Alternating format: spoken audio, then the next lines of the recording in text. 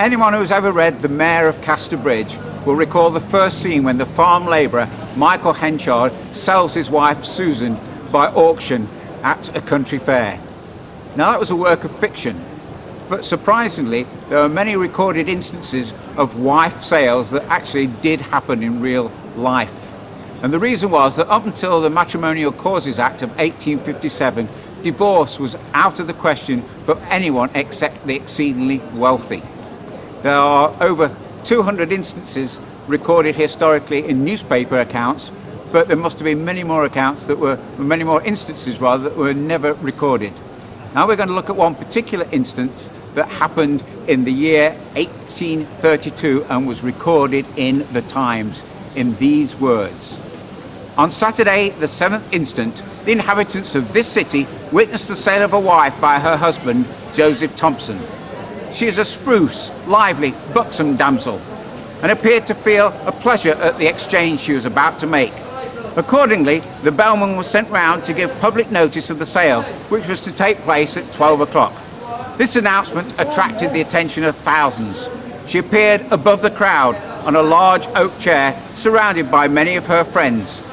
She was dressed in rather a fashionable country style and appeared to some advantage.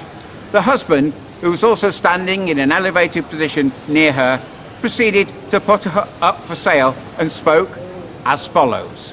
Gentlemen, I have to offer to your notice my wife, Mary Ann Thompson, who I mean to sell to the highest and fairest bidder.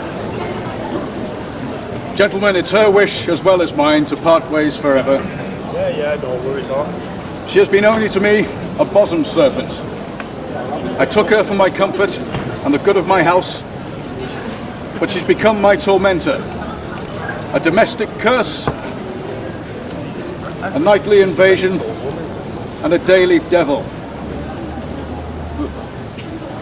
Gentlemen, I speak truth from my heart when I say, may God deliver us from troublesome wives and frolicsome widows.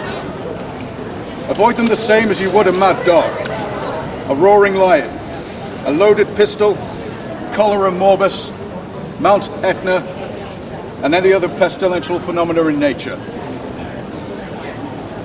Now I've shown you the dark side of my wife and told you her faults and failings, I'll introduce the bright and sunny side of her and explain her qualifications and goodness.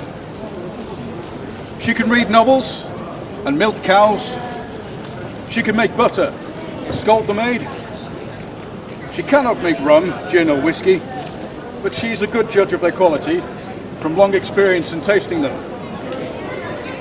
I therefore offer her, with all her perfections and imperfections, for the sum of 50 shillings. The newspaper report concludes, after an hour or two she was purchased by one Henry Mears, a pensioner, for the sum of 20 shillings and a Newfoundland dog.